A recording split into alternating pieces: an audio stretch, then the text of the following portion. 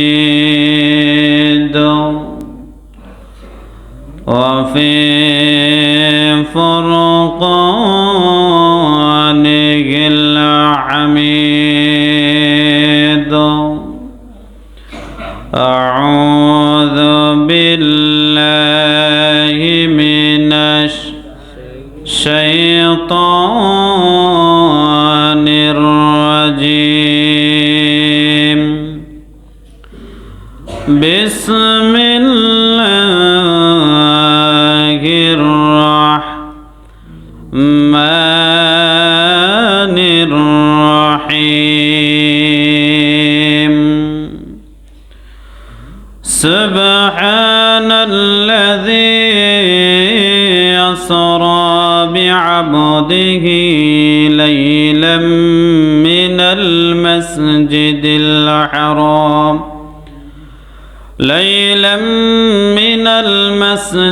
الحرام إلى المسجد الأقصى الذي باركنا حوله لنريه من آياتنا إنه هو السميع البصير. أو كما قال عليه الصلاة والسلام. صدق الله العظيم وصدق رسوله النبي الكريم، ونحن على ذلك لمن الشاهدين والشاكرين والذاكرين، والحمد لله رب العالمين. إن الله وملائكته يصلون على النبي يا أيها الذين آمنوا صلوا عليه وسلموا تسليما. আমরা সবাই দুরূদ শরীফ পড়ি। اللهم صل على محمد وعلى آل محمد كما صليت على إبراهيم وعلى آل إبراهيم إنك حميد مجيد. اللهم بارك على محمد وعلى آل محمد كما باركت على إبراهيم وعلى آل إبراهيم إنك حميد مجيد. السلام عليكم ورحمة الله وبركاته. আল্লাহ পাকের দরবারে অসংখ্য অগণিত শুকর ও সুজুদ যে আল্লাহ পাক অত্যন্ত দয়া করে, মায়া করে, মহাব্বত করে আল্লাহর ঘর মসজিদে আসার এবং বসার তৌফিক দিয়েছেন। তাই আমরা অন্তঃস্থল থেকে মহাব্বতে জুড়ে সরে বলি আলহামদুলিল্লাহ। আজকে হলো রজব মাসের 16 তারিখ। কত তারিখ? 16 তারিখ। সবাই মুখ খুলে উচ্চ আওয়াজে কথা বলবে, তাহলে আলোচনার ধারাবাহিকতা ধরে রাখা যাবে এবং সুন্দর করে আলোচনা করা যাবে। কথা যদি বলি যে হলে প্রশ্ন করলে উত্তর দিবেন ইনশাআল্লাহ। আমি কোরআনুল কারীমের 17 নম্বর সূরা তেলাওয়াত করেছি। 15 নম্বর পারা, 1ম নম্বর পৃষ্ঠা, সূরাতুল বনী ইসরাঈলের 1ম নম্বর আয়াত। এই আয়াত আল্লাহ পাক নাজিল করেছেন একটা বিষয়ের উপরে, আল্লাহ রাসূল সাল্লাল্লাহু আলাইহি ওয়াসাল্লাম মেরাজ উপলক্ষে। কি উপলক্ষে? মেরাজকে কেন্দ্র করে এই আয়াতটুকু নাজিল করা হয়েছে। কাফের মুশরিক বেঈমান যারা আছে, বিধর্মী যারা আছে, তারা আল্লাহর রাসূলের মেরাজকে সশরীরে বিশ্বাস করে না। কি করে না? এটা একটু বাড়ায় দাও, একটু দিও। কি বলছি আমি? সশরীরে যে মেরাজ করেছেন, আল্লাহর সাথে গিয়া সাক্ষাৎ করছেন, কথা বলছেন, এটা কি করে না? তারা বিশ্বাস করে না। তাহলে বিশ্বাস যে করে না, তার কারণে আমি এই আয়াতটুকু তেলাওয়াত করেছি, যেন রেফারেন্স সহকারে আলোচনা আপনাদেরকে বুঝাইতে পারে এবং মানুষকে আপনারাও যেন বুঝাইতে পারে প্রশ্ন করলে। আল্লাহ পাক রব্বুল আলামিন ওই আয়াতের মধ্যে উল্লেখ করে বলেন, তার আগে একটি হাদিস বুখারী শরীফের 3000 এবং 349 নম্বর হাদিসের মধ্যে আনাস ইবনে মালিক রাদিয়াল্লাহু তাআলা আনহু বলেন, আল্লাহর নবী বিশ্ব নবী রাহমাতুল লিল আলামিন মক্কার একটি ঘরের ভিতরে ঘুমিয়ে রয়েছে। আমার নবী বলেন, মক্কার একটি ঘরের ভিতরে আমি ঘুমিয়ে রয়েছি। এমন অবস্থায় যে ঘরে ঘুমিয়ে রয়েছি, ওই ঘরের ছাদ দেখা যাইতেছে আস্তে আস্তে করে ছিদ্র হইতেছে। কি হইতেছে? আস্তে আস্তে করে আমি তাকায়া দেখলাম ওই ঘরের ছাদ ছিদ্র হইতেছে, পাকা হইতেছে। আমি মনে মনে চিন্তা করলাম আর টেনশন করিয়া বলিলাম, মনে মনে কল্পনা করিলাম, প্রতিদিন জিবরাইল আমার কাছে কতবার আসলো, কিন্তু এরকম আশ্চর্যজনক ঘটনা কোনোদিন হয় নাই, এমন অস্বাভাবিক কোনো কিছু কোনোদিন হয় নাই। জিবরাইল আমিন বলুন তো, আসতে হলে কি ঘরের ছাদ ফাঁকা করা লাগে? যে কোনো অবস্থায় আসতে পারে। আল্লাহর নবী মনে মনে ধারণা করলেন, আজকে মনে হয় আশ্চর্য কোনো কিছু ঘটবে। আজকে মনে হয় আশ্চর্য কোনো কিছু ঘটবে, তার কারণে আল্লাহর নবী মনে মনে ধারণা করলেন আর বললেন। জিবরাইল আমিন যখন ছাদটা পাকা করলেন, এমন সময় জিবরাইল আমিন আসলেন, আরেকজন ফেরেশতা আমার কাছে আসলেন। আমি তখনও কিন্তু তখন কি তখন আমি ঘুমের অবস্থায় ছিলাম।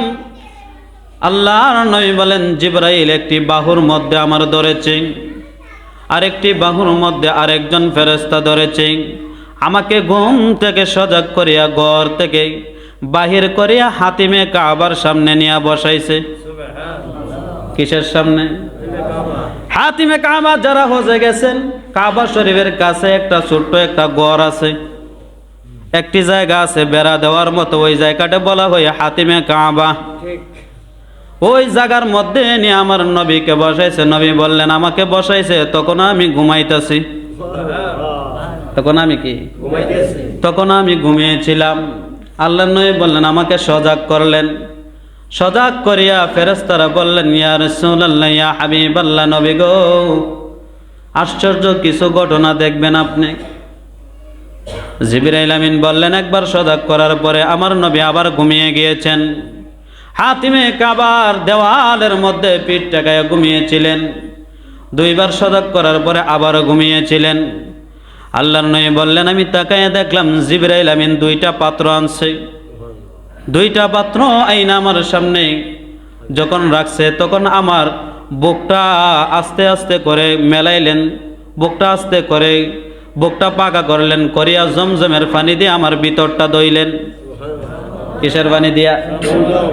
জমজমের পানি দিয়ে আমার ভিতরটা ধুইলেন। আর দুইটা পাত্রের মধ্যে, একটার মধ্যে ছিল হিকমত আর একটার মধ্যে ছিল ঈমান। একটার মধ্যে কি? একটার মধ্যে ছিল হিকমত আর একটার মধ্যে ছিল ঈমান। আমার ভিতরটা সুন্দর করে জমজমের পানি দিয়ে ধৌত করিয়া হিকমত আর ঈমান দুইটা আমার ভিতরে রাখিয়া আবার আমার বুকটা সুন্দর করে আবার সেলাই করার মতো দিয়ে দিয়েছে। আল্লাহর নবী বললেন, আমাকে ওপেন হার্ট সার্জারি করছে।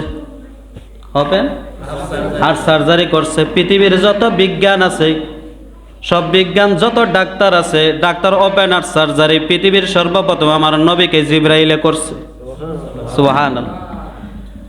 আল্লাহর নবী বললেন, যত মানুষ ওপেন হার্ট সার্জারি করুক না কেন, রিসার্চ করছে, কিন্তু আমারটা কাটা করছে। আমারটা ওপেনার সার্জারি করিয়া ডাক্তাররা দেখবেন এখন বুক পারে, পিঠ পারে, সব কিছু পাইরা দেখবেন আবার জোড়া লাগা আছে না নাই? ওইটা নবীর থেকে ঘটনাগুলা বর্ণনা করিয়া করিয়া রিসার্চ করিয়া করিয়া তারা ওইগুলা শিখছে। আমার নবী বললেন, আমি তাকায়া দেখলাম জিবরাইল আমিন আমার যখন হিকমত আর ইমান দিয়ে তারপরে আবার স্বাভাবিকভাবে আমার বুকটা লাগিয়ে দিলেন।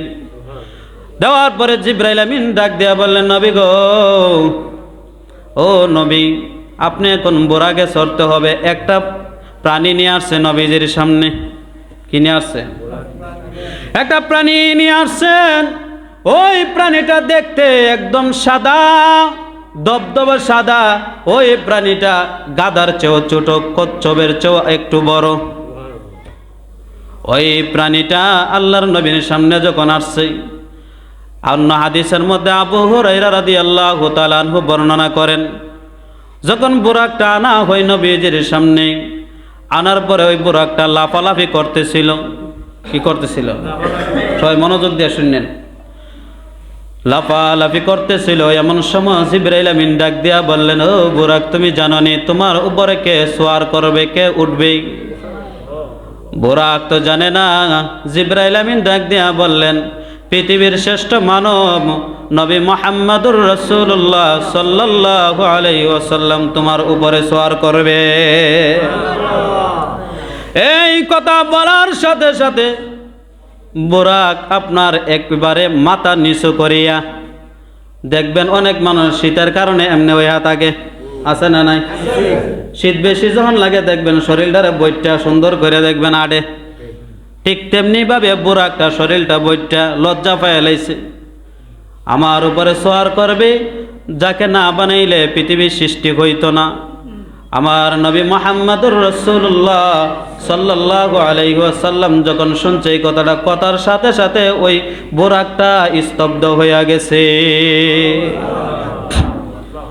আল্লাহর নবীকে জিবরাইল ডাক দিয়া বললেন, ও নবী আমার, ওই বুরাকের মধ্যে উঠেন। বুরাকের মধ্যে উঠলেন। ওই বুরাকটা আপনার কি রকমের মধ্যে আল্লাহ রাসূল সাল্লাল্লাহু আলাইহি ওয়াসাল্লাম জানিয়ে দিলেন, এ আমার উম্মতেরা শুনো, ওই বুরাকটা তাকায়া যতক্ষণ দেখে এক লাফে ততক্ষণ যায়। তাকাইতে কত দূর দেখা যায়? অনেক দূর দেখা যায়। এক লাফে ততক্ষণ যায়। আল্লাহর নবী বললেন, জিবরাইল যখন বুরাকটা আনছে, বুরাকের উপরে উঠলাম। এক লাফে বাইতুল, ওই জায়গার মধ্যে মসজিদে হারাম থেকে বাইতুল মুকাদ্দাসে এক লাফে চলে গেছে। কয় লাফে? এক লাফে চলে গেছে। আল্লাহ পাক রব্বুল আলামিন ওই আয়াতটার মধ্যে জানিয়ে দিলেন, সুবহানাল্লাযী আসরা বিআবদিহি লাইলাম মিনাল মাসজিদিল হারাম من المسجد الحرام إلى المسجد الأقصى الذي باركنا حوله لنريه من آياتنا إنه هو السميع البصير।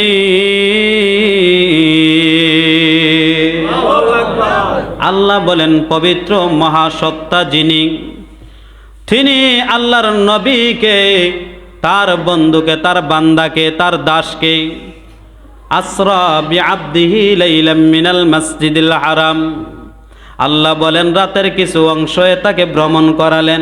রাতের কি কিছু অংশ, লাইলাম দিয়া বুঝাইলেন রাতের পুরা রাত্র নয়, রাতের কিছু অংশ। লাইলাম মিনাল মাসজিদিল হারাম, আল মসজিদে হারাম থেকে আল মসজিদে আকসা পর্যন্ত ভ্রমণ করালেন। ওই ভ্রমণটাকে বলা হয় ইসরা। ভ্রমণটাকে কি বলা হয়? ইসরা। আসরা লাইলাম মিনাল মাসজিদিল হারামি ইলাল মাসজিদিল আকসাল্লাযী বারাকনা। আল্লাহ বলেন, ওই মসজিদে আকসার আশপাশকে আমি রহমত দিয়া, বরকত দিয়া আমি ভরপুর করে দিয়েছি। ফিলিস্তিন যত নবী রাসূল আসছে, তামাম দুনিয়া মিল্লা অত নবী রাসূল আসে নাই। যত নবী আছে বেশিরভাগ কোন জায়গা? সবাই কোন? বেশিরভাগ কোন জায়গা? ফিলিস্তিন, আকসার আশেপাশেই ছিল। আল্লাহর নবী জানিয়ে দিলেন, হে পৃথিবীর মানুষেরা শুনো, আমাকে যখন নিয়ে গেলেন আল্লাহ বলেন আয়াতিনা ইন্নাহু হুয়াস সামিউল আলিম। আল্লাহ বলেন আমি আমার বান্দাকে কিছু নিদর্শন দেখানোর জন্য নিয়ে গিয়েছি। কিছু দেখাইবেন, কিছু কি দেখাবেন। আল্লাহর নয় বললেন, শুধু তাই নয়, আল্লাহ জানিয়ে দিলেন ইন্নাহু হুয়াস সামিউল বাসীর।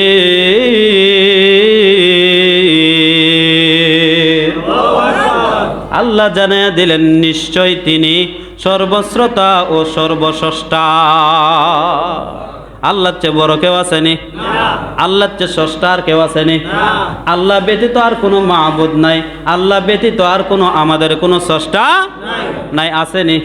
যারা বিশ্বাস করবে তারা মুসলমান নি, মুসলমান না, তারা সরাসরি কাফের। আর যারা আল্লাহকে মানে না তারা সরাসরি নাস্তিক। কি ঠিক? নাস্তিক। আল্লাহর নবী জানিয়ে দিলেন হে দুনিয়ার মানুষেরা শোনো, আমাকে যখন বাইতুল আকসার মধ্যে, বাইতুল মাকাদ্দিসের মধ্যে যখন আমাকে নিয়ে যাওয়া হয়, আমি অন্য অন্য নবীরা যখন বাইতুল মুকাদ্দাসে যাইতেন, বাইতুল আকসার মধ্যে যাইতেন, যাওয়ার পরে যে জায়গার মধ্যে আপনার গোড়া বাঁধত, যে জায়গার মধ্যে বাহনগুলা বাঁধত, ওই জায়গার মধ্যে জিব্রাইল বললেন হো নবী আপনার বোরাকটাও ওই জায়গার মধ্যে বাঁধেন। কি করার লাগে? ওই জায়গার মধ্যে বাঁধেন। বান্ধিয়ে আপনাকে 2 রাকাত নামাজ পড়ানোর জন্য আল্লাহ হুকুম করছেন। কয় রাকাত? শুধু আপনি একাই পড়বেন না, সকল নবীরা বাইতুল মুকাদ্দাসে দাঁড়ায় রয়েছে, আপনি ছাড়া আর কোনো কারো জায়গা নাই। ও নবী শুধু তাই নয়, কোনো নবী সামনে যায় না, আপনার ইমামতিতে আজকে 2 রাকাত নামাজ হবে। কোনো নবী সামনে যায় না। জিবরাইল আমিন ডাক দিয়া বললেন হো নবী, কোনো নবী সামনে যাবে না, আপনি সামনে চলে যান।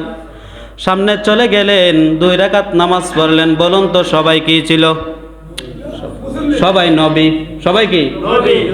হযরত আদম আলাইহিস সালাতু ওয়াস সালাম থেকে হযরত ঈসা রূহুল্লাহ আলাইহিস সালাতু ওয়াস সালাম পর্যন্ত যত নবী রাসূল আসছে 1,24,000 মতান্তরে 2,24,000 যত নবী আসছে, ওই নবীরা সবাই বাইতুল মুকাদ্দাসে উপস্থিত ছিলেন। শুধু তাই নয়, ওই সময় আবার 70,000 ফেরেশতাও নামাজ পড়ছে।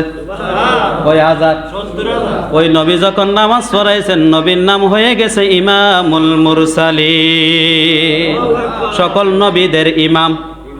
সকল নবীদের কি? সকল নবীদের ইমাম। নবীর লকব হয়ে গেছে ইমামুল মুরসালিন।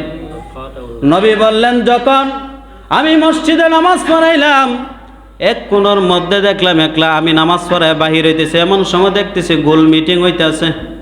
কি মিটিং? গোল মিটিং হইতেছে। হযরত ইব্রাহিম আমাদের কি পিতা? সবাই কানা কি পিতা? আমাদের জাতির পিতা। আমাদের কি পিতা? মুসলমান জাতির পিতার নাম কি? অনেকে কয় না, মনে হচ্ছে মনে আওয়ামী লীগ আছে আমাদের দেশে, কয় না দিন। হযরত কি? হযরত ইব্রাহিম আলাইহিস সালাতু ওয়াস সালাম। হযরত ইব্রাহিম আলাইহিস সালাতু ওয়াস সালাম প্রত্যেকটা মুসলমানের জাতির পিতা। ওই নবী সকল নবীদেরকে নিয়ে, ঈসা রূহুল্লাহ আলাইহিস সালাতু ওয়াস সালামদেরকে সকলকে নিয়ে একটা গোল মিটিংয়ে বসছে, পরামর্শ মিটিং, কার পরে কাকে বক্তব্য দেওয়া যায়। সকল নবীরা এক এক করে বক্তব্য দিলেন, সবার কথা শোনা শেষ। তখন ইব্রাহিম আলাইহিস সালাতু ওয়াস সালাম বললেন, যিনি একজন বক্তব্য দিবেন তিনি হলেন আল্লাহর পছন্দের একজন নবী। শুধু নবী নয়, আল্লাহর সবচেয়ে কাছের বন্ধু। সকল নবীরাই আল্লাহকে ভালোবাসছে। আল্লাহ বলেন আমি স্বয়ং আল্লাহ, আমি আমার নবীকে ভালোবাসছি। সকল নবীরা কি? আল্লাহরে ভালোবাসছে। আল্লাহ বলে আমার বন্ধুরা আমি নিজে ভালোবাসি। একটা হলো খলিলুল্লাহ আর একটা হলো হাবিবুল্লাহ, দুটোটাই কিন্তু আল্লাহর বন্ধু। খলিলুল্লাহ অর্থ হলো আল্লাহরে ভালো পা, আল্লাহ কো হাবিবুল্লাহ আমি আল্লাহ নিজে তারে ভালো পাই। অর্থ বুঝছেন নি? তখন বললেন ইব্রাহিম আলাইহিস সালাতু ওয়াস সালাম কোনার মধ্যে বৈশা বললেন, এখন যিনি বক্তব্য দিবেন তার কথাও সুন্দর, তার ব্যবহারও সুন্দর, তার চরিত্র সুন্দর। সুবহান। আমার আল্লাহ তার চরিত্রের কারণে একটা কোরআনের আয়াত নাজিল করছে, তার ব্যবহারের বিষয়ে অনেকটি কোরআনের আয়াত নাজিল করা হয়েছে। আল্লাহর নবী যখন বক্তব্য শুরু করছেন, হযরত ইব্রাহিম নবী সকল নবীকে উদ্দেশ্য করে বলছে, ও আমার সন্তানেরা শুনিয়া নাও, এমনি এমনি তিনি আল্লাহর বন্ধুগণ নাই, শুনছো তো তার ব্যবহার কত সুন্দর, তার কথার কত মাধুর্য, তার কথা বড়, কত নম্র, কত ভদ্র, কত সুন্দর করে কথা বলে, মনে হয় যেন মুখ থেকে মধু ঝরতেছে। ইব্রাহিম খলিলুল্লাহ বলেন, এমনি নবীকে বিশ্ব নবী, আল্লাহর সবচেয়ে কাছের নবী, আল্লাহর সবচেয়ে বেশি বন্ধু বানায়েন নাই। তার কথা, তার চরিত্র আল্লাহর কাছে সবচেয়ে পছন্দ। সবচেয়ে কি? আমার নবীকে শেষে পাঠানো হয়েছে, কিন্তু সবার আগে বানাইছেন। সবার আগে কি? সবার আগে বানাইছেন। এইটা বিষয় না, বিষয় হলো আল্লাহর নবী যখন বাইতুল মুকাদ্দাস থেকে বাড়িয়েছিলেন, বাহির হবেন এমন সময় জিবরাইল আলাইহিস সালাতু ওয়াস সালাম আবার দুইটা পাত্র আনছে। একটা হলো দুধের পাত্র, আর একটা হইল মদের পাত্র। কয়টা? দুইটা পাত্র যখন আনি আল্লাহর নবীর সামনে ধরে দিলেন, নবী গো, আপনার যেটা পছন্দ এটা খাইতে পারেন। আল্লাহর নবী দুধ গ্রহণ করেছে। কে গ্রহণ করছে? জিবরাইল আমিন বললেন, নবী গো, আপনি দুধ গ্রহণ করে আপনার উম্মতের জন্য ভালো করছেন। যদি আপনি মদ গ্রহণ করতেন তাহলে আপনার প্রত্যেকটা উম্মত পথভ্রষ্ট হইতো। কি হইতো? এমন তুই পথভ্রষ্ট হইতাছে, আর যদি মদ খাইতে দিলে তো আর কত সমস্যা। কি দেখো, এমন তুই কত ঝামেলা, কত ধরনের আকাম কুকাম হয়। আর যদি মদ খাইতে তাইলে তো একটা উম্মত আর ভালো হইল না। জিবরাইল আমিন বললেন, আমি যখন এনে দিলাম তখন দুধ যখন গ্রহণ করলাম, আমি বললাম, নবী গো, আপনি খুব ভালো কাজ করছেন আপনার উম্মতের জন্য। যখন আল্লাহর নবী বললেন, বলে জিবরাইল এখন কোথায় যাইতে হবে? বলে এখন চলেন। একটি জায়গার মধ্যে নিয়ে নিলেন, বুরাকের মধ্যে উঠলেন, একটি জায়গার মধ্যে গেলেন। ওই জায়গাটা হলো সবুজ বনে ভরপুর। কি বনে? শুধু খেজুর গাছ আর খেজুর গাছ। আল্লাহর নবীকে বললেন, ও নবী আমার, ওই জায়গার মধ্যে নামেন, 2 রাকাত নামাজ পড়েন। কয় রাকাত? 2 রাকাত নামাজ পড়েন। নবী আমার নামলেন, 2টা রাকাত নামাজ পড়লেন। নবী বললেন, জিবরাইল, এটা কোন জায়গা? বলে এটা নাম হলো ইয়াসরিফ। এটার নাম কি? এইটা হবে মদিনাতুর রাসূল। সুবহানাল্লাহ। কি হবে? মদিনাতুর রাসূল। এই জায়গাটা এক সময়, আপনি এখন বুরাকের মাধ্যমে চলে আসতেছেন এক সময়, কিন্তু ওই জায়গাটা হবে আপনার বসবাস। সুবহানাল্লাহ। এই জায়গাটার নাম হলো মদিনা। আগে ছিল ইয়াসরিফ নামক জায়গা, এরপর হয়েছে মাদিনা, এরপর হয়েছে মদিনা। ওই জায়গাটা যখন আপনার গেছে, যাওয়ার পরে 2 রাকাত নামাজ পড়ছে, নবীকে জানায় দিলেন, নবী শীঘ্রই আপনি ওই জায়গাত আসতে হবে। শীঘ্রই কি? হিজরত করে আপনি আসতে হবে। নবীকে যখন জানিয়ে দিলেন, ওই জায়গার থেকে যখন আরেক জায়গা বুরাকের মধ্যে উঠলেন, জিবরাইল বললেন, নবী গো, বুরাকের মধ্যে উঠে যান। উঠলেন, ওঠার পরে একটি পাহাড়ের মধ্যে গিয়ে নামাইলেন। নবীকে বললেন, ও নবী, ওই জায়গার মধ্যেও 2 রাকাত নামাজ পড়েন। কয় রাকাত?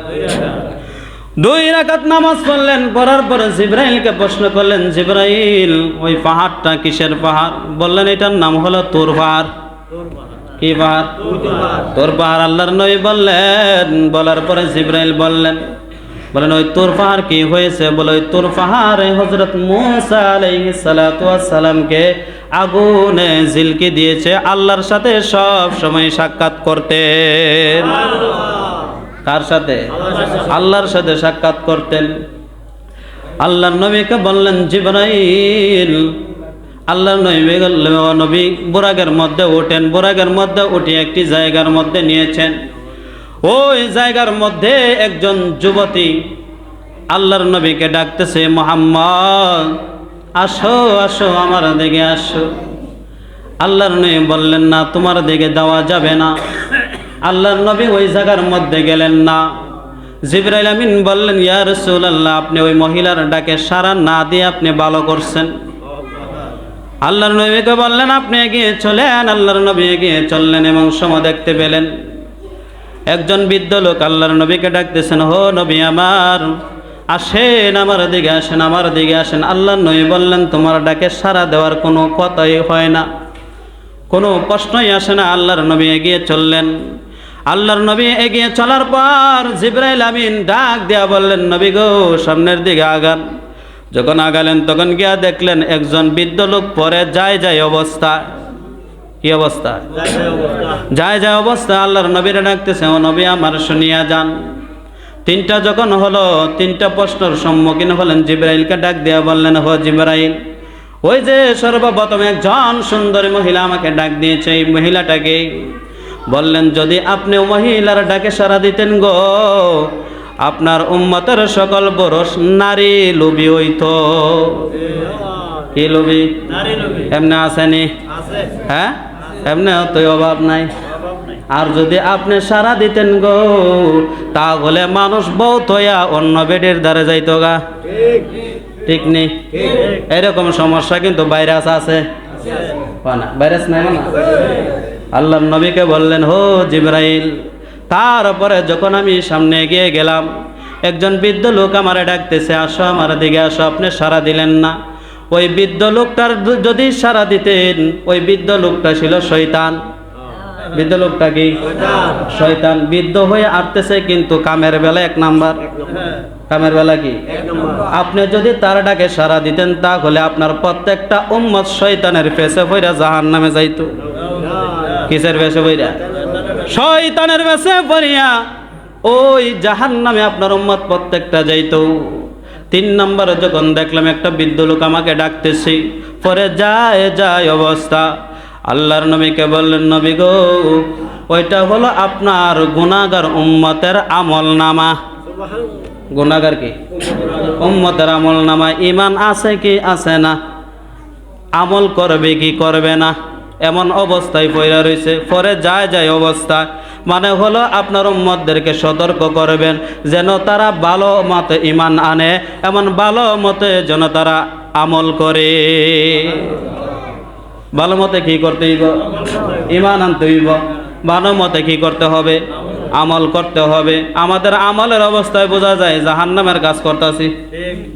বোঝা না কথা? সবাই কয় না? আর বোঝা যায় আমরা কিন্তু জান্নাতের সার্টিফিকেট লয়ে রাখছি। কিসের সার্টিফিকেট? জান্নাতের সার্টিফিকেট। আমাদের কাজকর্ম কিন্তু শয়তানের, আর আমাদের আশা করি কিন্তু জিবরাইলের কাজ। কিসের কাজ? জিবরাইলের কাজ। কিন্তু কাজকর্ম যত আছে শয়তানের কাজ। তাহলে আমরা শয়তানের কাজ বাদ দিয়া আল্লাহর রাসূলের কাজ করতে হবে। কার কাজ? জিবরাইল আমিন বললেন, ইয়া রাসূলুল্লাহ, ইয়া হাবিবাল্লাহ, নবী গো। বুরাগের মধ্যে উঠলেন। বুরাগের মধ্যে উঠিয়ে সোজা একেবারে আসমান, প্রথম আসমানের দরজার সামনে গিয়া দাঁড়াইলেন।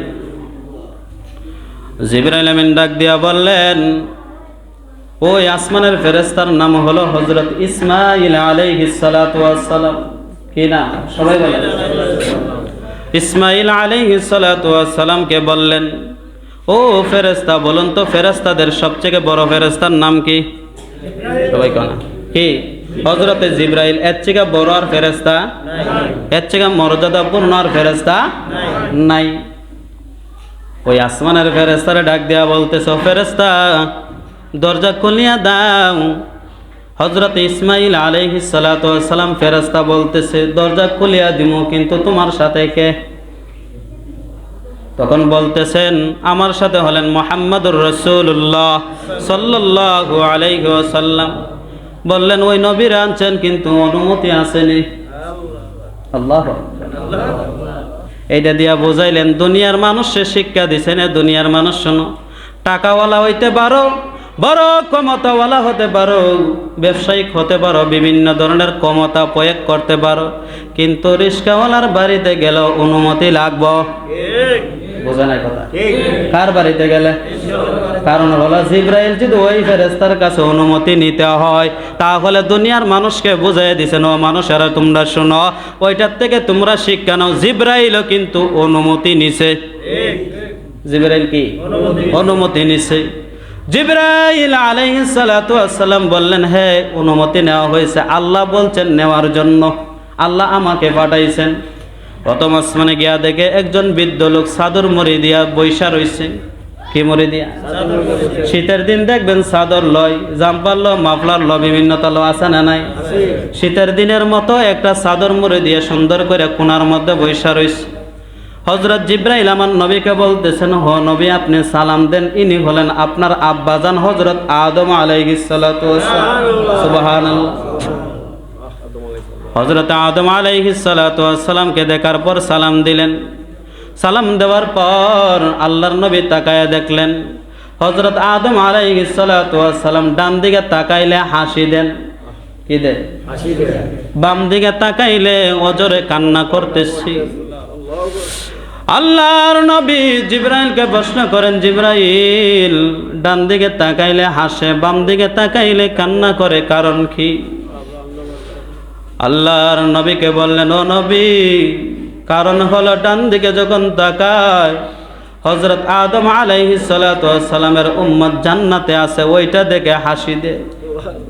এটা দেখে কি করে? হাসি দেয়। আর বাম দিকে যখন তাকায় গো, গুনাহগার উম্মত গুলা, জাহান্নামী উম্মত গুলাকে দেখে আদম আলাইহিস সালাতু ওয়াস সালাম অজরে কান্না করেন। হযরত আদম আলাইহিস সালাতু ওয়াস সালাম যখন আমার নবীকে দেখলেন, মারহাবান বিন নবী সালিহ ইবনে সালিহ, নেককার সন্তান আমার ও নেককার নবী, মারহাবা বলে সম্বোধন করেছে আর নবীর জন্য দোয়া করেছে। কে দোয়া করছে? আদম আলাইহিস সালাতু ওয়াস সালাম আরেকটা মেসেজ দিয়েছেন, বলছেন, হো নবী মুহাম্মদুর রাসূলুল্লাহ সাল্লাল্লাহু আলাইহি ওয়াসাল্লাম, তুমি তো আমার পুত্র, তুমি তোমার উম্মতদেরকে বলবা বামপন্থীর সাথে যেন কোনোদিন না চলে। কি পন্থী? বামপন্থী। বামপন্থী যারা বাতিলের সাথে থাকে, যারা দেখবেন আলেম ওলামাদের বিরুদ্ধে যায়, যারা দেশটারে বেচা অন্য দেশে নিয়ে যায়, যারা ইমান বলতে কিছু নাই মুসলমানের বিরুদ্ধে ষড়যন্ত্র করে, আছে না নাই? দেশটারে বিক্রি কইরা কিন্তু মানুষে খাইতে না, দেশটা বিক্রি করে অন্য দেশে লইয়া যায়। নবী জানিয়ে দিলেন, হ নবী, আপনার উম্মতদেরকে বলবেন বামপন্থীদের সাথে যেন না চলে, তাদেরকে বলবেন ডানপন্থীদের সাথে চলতে, কারণ হলো ডানপন্থীরা সবসময় ভালো কাজ করে জান্নাতের জন্য, আর বামপন্থীরা সব সময় দেখবেন দুর্নীতিবাজদের সাথে চলে। কি বাজ? দুর্নীতিবাজ। হযরত আদম আলাইহিস সালাতু ওয়াস সালাম থেকে বিদায় নিয়ে দ্বিতীয় আসমানের উপরে উঠবেন। এমন সময় দ্বিতীয় আসমানের সামনে গিয়া, দরজার সামনে গিয়া আবার অনুমতি লইলেন। লওয়ার পরে এমনি ভাবে আবার অনুমতি লইয়া দ্বিতীয় আসমানে গেলেন। যাওয়ার পরে দুইজন নবীর সাক্ষাৎ হইছে। কয়জন নবী? একজন হলো হযরতে ঈসা আলাইহিস সালাতু ওয়াস সালাম, আরেকজন হলো হযরতে ইয়াহইয়া আলাইহিস সালাতু ওয়াস সালাম। ওই দুইজনের সাথে যখন সাক্ষাৎ হয়, তারা আবার আল্লাহর নবীর সম্পর্কে আবার খালাতো ভাই হয়। কি ভাই?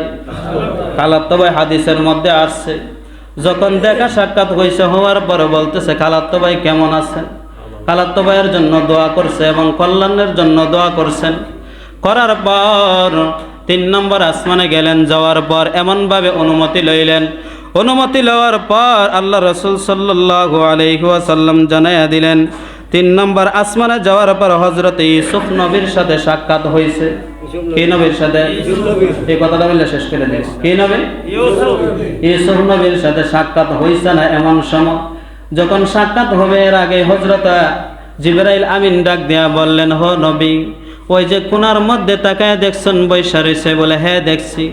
হযরতে জিবরাইল আমিন বললেন, দেখছেন? কি দেখলেন? বলে, ওই দিকে তাকায় দেখলাম যে মানুষটারে ওই মানুষটারে মনে হয় পৃথিবীর অর্ধেক সৌন্দর্য আমার আল্লাহ দান করছে। কি সৌন্দর্য? পৃথিবীর অর্ধেক সৌন্দর্য দান করছে।